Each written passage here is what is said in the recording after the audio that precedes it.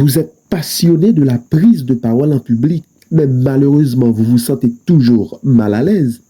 Plus de soucis, cette vidéo est pour vous. Sans plus tarder, nous allons sans doute parler de ces 6 choses à faire pour complètement bannir la peur de la prise de parole en public. La première des choses, c'est de l'auto-persuasion. C'est de vous convaincre que vous avez cette légitimité de prendre la parole en public lorsqu'il s'agit de vous adresser aux gens. Il est plus que primordial de vous auto-manipuler, je dirais. Oui, je vois beaucoup de personnes qui disent oui, mais comment se fait-il? Peut-on vraiment s'auto-manipuler pour se convaincre que nous avons le droit surtout à la parole, que nous pouvons également convaincre, persuader les gens? Mais bien évidemment, tout part d'abord du mental avant de se réaliser dans la vie réelle. Si vous avez peur de prendre la parole en public, il faut comprendre que vous avez des blocages mentaux.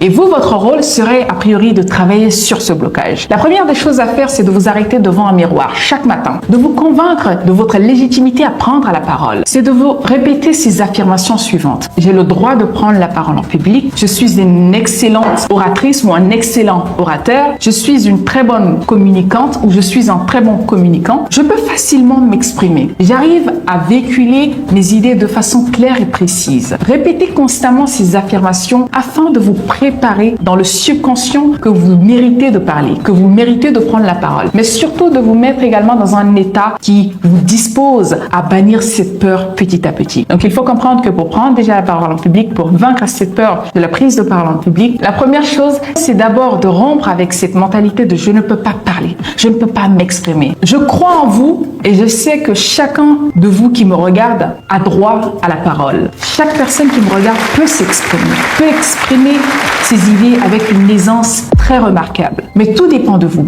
Tout dépend de l'investissement que vous êtes prêt à faire sur vous-même. Donc vous devez apprendre déjà à changer votre dialogue interne afin de vous faire confiance et commencer déjà à vous challenger, à vous lancer ce défi de enfin prendre la parole en public. La seconde chose, c'est de connaître véritablement votre sujet. Rendez-vous compte que la plupart des personnes qui ont peur de s'exprimer, les études ont prouvé que c'est des personnes, pour la plupart du temps, ne maîtrisent pas forcément leur sujet. Si je vous donne un exemple, si je vous demandais de quoi vous étiez passionné, il y en a parmi vous qui me parleront de foot, d'autres parmi vous qui me parleront peut-être de mannequinat, d'autres me parleront des affaires, d'autres me parleront de politique. Voyez-vous qu'il est beaucoup plus facile de s'exprimer sur un sujet que nous maîtrisons plutôt que d'essayer de le faire sur un sujet qu'on ne maîtrise pas du tout. Parfois, vous avez peur de vous exprimer. C'est simplement pour la simple et bonne raison que vous ne savez pas de quoi vous parlez exactement. Et comment faire pour préparer ou pour connaître ce sujet? Je vous recommande ici de constamment lire, de constamment apprendre sur votre sujet, la chose qui vous passionne. Et il est très beau de voir une personne parler d'un sujet qui lui passionne. C'est souvent ce genre de personnes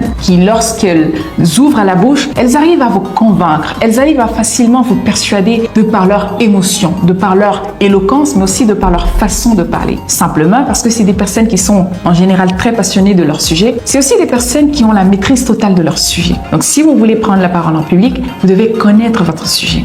En apprenant, en lisant des livres, en écoutant des audios podcasts ou même en lisant des articles également. C'est ainsi qu'on développe une connaissance approfondie de son sujet. La troisième chose, c'est d'enrichir votre vocabulaire. Je sais que c'est une chose qu'on ne vous dit pas très souvent lorsqu'il s'agit de prendre la parole en public, mais figurez-vous que le fait de manquer de vocabulaire, malheureusement, ne vous mettra pas du tout sur un piédestal. Si vous voulez avoir l'air de cette personne très éloquente, mais surtout très charismatique lorsqu'elle ouvre la bouche, vous devez apprendre à gérer et comprendre vos mots. Et comment vous faites cela? Familiarisez-vous avec votre dictionnaire. Je sais, en 2024, les gens préféraient compter leurs cheveux plutôt que de prendre un dictionnaire et de le lire. Mais figurez-vous que le dictionnaire aujourd'hui est une richesse, car elle va vous apporter les mots et les sens des mots. Fixez-vous pour objectif à partir de l'instant, tous les jours d'apprendre au moins 2 mots avec des significations qui vont avec, pour enrichir votre vocabulaire. Je vous assure que la plupart des personnes très charismatiques que j'ai eu à rencontrer dans ma vie, c'est des personnes qui étaient riches de vocabulaire, c'est des personnes qui s'exprimaient avec beaucoup d'éloquence, mais surtout qui n'utilisaient pas le langage familier. Quand ils s'expriment, c'était avec un langage très soutenu. Et ça va vous donner non seulement le charisme, ça vous donnera également la confiance, ça donnera également l'impression de savoir ce que vous dites. Donc vous devez apprendre à maîtriser vos mots. 2 choses à faire pour comprendre et maîtriser les mots, c'est premièrement de vous familiariser, comme je l'ai dit, avec votre dictionnaire, mais aussi de lire énormément de poésie. Écoutez des poésies. Les poésies aujourd'hui aujourd'hui, c'est une chose qui m'a énormément appris en ce qui est de mon cas. J'ai énormément appris des poésies. Dans les poésies, vous avez énormément de choses à apprendre. Vous avez également des mots à découvrir. Vous avez le sens des phrases, de très belles phrases à découvrir. Donc, plus vous lisez sur des mots, plus vous comprenez et plus vous seriez riche de vocabulaire. Le numéro 4, c'est de développer une pratique constante. On ne peut pas devenir un bon orateur ou une bonne oratrice quand il n'y a pas de pratique derrière. Ce n'est simplement pas possible. Si vous voulez vous améliorer en art oratoire, parler, convaincre, persuader les gens, lorsque vous ouvrez la bouche, qu'on vous écoute par votre élocution, par votre éloquence, mais surtout par votre art de savoir toucher le cœur des gens. Parce que la communication ou l'art de la prise de parole en public, c'est avant tout l'art de convaincre les gens. Donc, si vous voulez développer ces compétences, vous devez vous allier avec ce qu'on appelle la pratique constante. Pratiquer constamment. Passer des semaines, passer des jours, cultiver cette habitude d'apprentissage constant dans votre vie. Pour ma part, ce que je faisais pour développer cette compétence serait parfois 3 fois par semaine de me rendre à la bibliothèque, de constamment apprendre sur les techniques de base, sur l'art oratoire, de convaincre les gens. Je prenais cas par cas. Aujourd'hui, j'étudiais par exemple sur le storytelling. Demain, ça serait sur l'art de convaincre. Après, demain, sur comment manier mes mots. Et le jour d'après, serait peut-être comment formuler mes messages. Il est quand même très important de constamment pratiquer. Il ne s'agit pas d'apprendre, mais il faut aussi l'appliquer. Et la meilleure façon d'appliquer parfois, c'est enseigner. Lorsque vous apprenez des compétences telles que l'art oratoire, vous devez apprendre également la gentillesse de partager cela avec les gens qui vous entourent. Apprenez à ces personnes comment parler, comment communiquer, comment persuader. C'est ainsi que vous pouvez devenir excellent dans ce domaine. En 5e lieu, c'est de vous exposer pour réussir. Apprenez à sortir de votre zone de confort. Vous voyez, l'une des plus grandes raisons de l'échec d'énormément de personnes, c'est le fait de s'adapter et surtout d'accepter leur zone de confort. Si vous voulez grandir, vous devez apprendre à sortir de votre zone de confort. Exposez-vous, fréquentez des personnes, fréquentez des endroits qui vous permettront de parler constamment. Fréquentez des conférences, fréquentez des amis qui vous permettront de communiquer. Mettez-vous dans les débats, c'est ce que je faisais au début. Je me mettais dans les débats, parfois sur les réseaux sociaux, parfois en famille. J'essayais de soutenir cette compétence en me mettant également dans cette situation pour pouvoir l'appliquer. Si vous voulez également bannir cette peur de la prise de parole en public, il va falloir que vous le pratiquiez non seulement, mais il va également falloir que vous vous exposez pour réussir dans ce domaine. En 6e lieu, c'est d'analyser attentivement votre dialogue interne. Je vous assure que l'une des raisons qui paralyse énormément de personnes lorsqu'il s'agit de prendre la parole en public, c'est également les dialogues qu'ils ont vis-à-vis des personnes qui sont censées les écouter. Je vous donne un exemple. Récemment, j'étais en train de suivre une étudiante, une de mes élèves que j'accompagne également en art oratoire. Elle me dit, Fanta, j'ai la bonne volonté de faire des choses, j'ai la bonne volonté de communiquer, mais il suffit que je sois face à 2 personnes pour être paniquée. Je dis, mais quand tu es face aux gens, qu'est-ce qui se passe exactement dans ta tête? Elle me dit, quand je suis face aux gens, il y a 2 choses qui se passent. Soit je suis convaincue que ces personnes sont en train de penser, mais négativement, de ce que je dis ou ce que je pense, ou soit je me permets d'avoir un dialogue interne beaucoup plus négatif. C'est-à-dire que je me dis, est-ce que je suis à la hauteur? Est-ce que je dis, voilà, c'est ça ton problème. La plupart des personnes ne réussissent pas à prendre la parole en public parce que vous avez un dialogue interne très négatif. Plutôt que de vous dire, et si ça marche pas, qu'est-ce qu'ils sont en train de dire? Changez de perspective, changez de mentalité, changez votre façon de réfléchir, changez votre dialogue interne. Plutôt que de voir ce côté pessimiste des choses, essayez de voir le côté optimiste. Et si ça marchait, peut-être qu'ils sont en train d'apprécier. Et si j'arrivais à leur donner ce qu'ils attendent? Et si ça réussissait? Donc, échangez votre dialogue. Plutôt que d'avoir un dialogue interne pessimiste, échangez un dialogue interne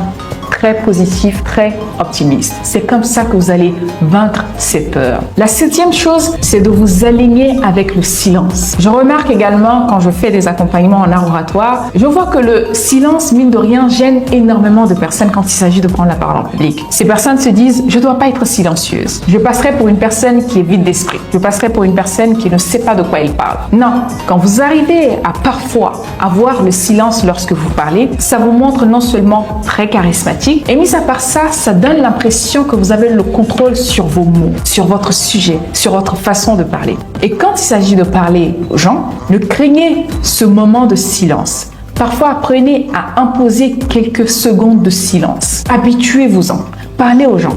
Apprenez parfois à prendre des pauses lorsqu'il s'agit de parler. Ça vous donnera le temps de réfléchir à ce que vous allez dire, mais ça permettra également aux gens de vous voir comme une personne qui maîtrise son sujet, mais comme également une personne très charismatique. Le 8e point que je constate qui est pour moi l'un des meilleurs moyens pour détruire la confiance en soi d'une personne lorsqu'il s'agit de prendre la parole en public, c'est la posture. Parfois, mine de rien, vous avez peur de prendre la parole en public, pas parce que vous n'avez rien à dire, pas parce que vous ne connaissez pas nécessairement votre sujet. Vous avez peur de parler aux gens parce que vous n'êtes pas du tout dans la bonne posture.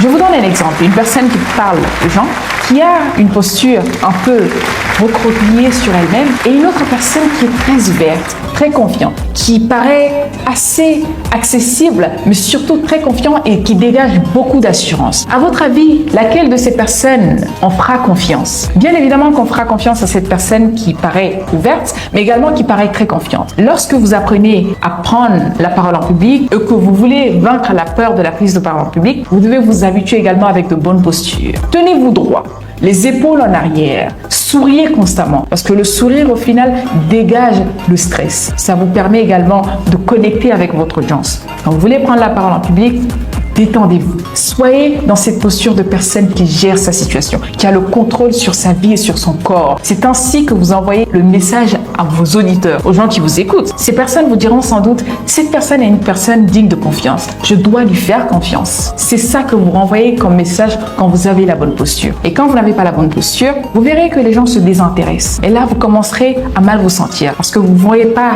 de l'intérêt vis-à-vis de votre audience et de là, vous lâchez le torchon.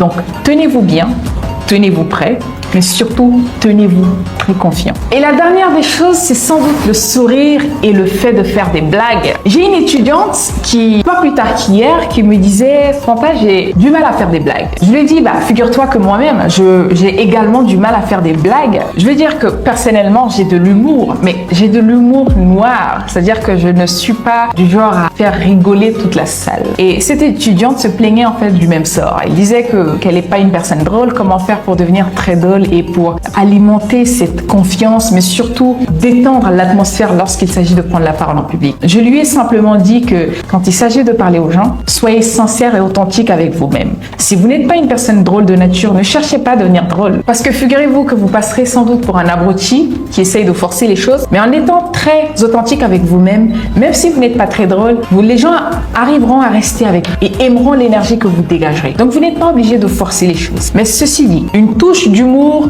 est toujours une bonne chose. Une étude de TED Talk a récemment prouvé que les gens aiment se sentir auprès des personnes qui leur font se sentir bien, notamment des personnes qui ont de l'humour. Donc, plus vous avez de l'humour dans votre oratoire, plus vous avez cette faculté d'accrocher les gens, plus vous risquez également de les garder. Ils risquent également de vous avoir dans la tête et aussi dans le cœur. Donc, c'est très important de développer votre humour. Je suis bien consciente que c'est pas évident pour tout le monde de développer de l'humour, mais sachez que si vous arrivez également à avoir de l'humour, c'est un plus. C'est un véritable plus de savoir jouer sur les faits, de savoir tirer des situations et de savoir répondre de manière très surprenante. C'est des astuces qui vous permettront de devenir une personne drôle, du moins de rendre la situation très marrante. Et souriez, parce que le sourire au final, elle va vous ouvrir les portes. Le sourire envoie un message de « je suis là avec vous ». Soyez très empathique et ayez de la compassion pour moi. Donc, profitez-en. Faites-vous plaisir, mais surtout, croyez en vous. Souvenez-vous que la préparation est la clé de toute réussite. Pour réussir à vaincre cette peur de la prise de parole en public, vous devez être prêt. Et on devient prêt en se préparant. Sur ce, mesdames et messieurs, je vous souhaite à tous une excellente fin d'émission.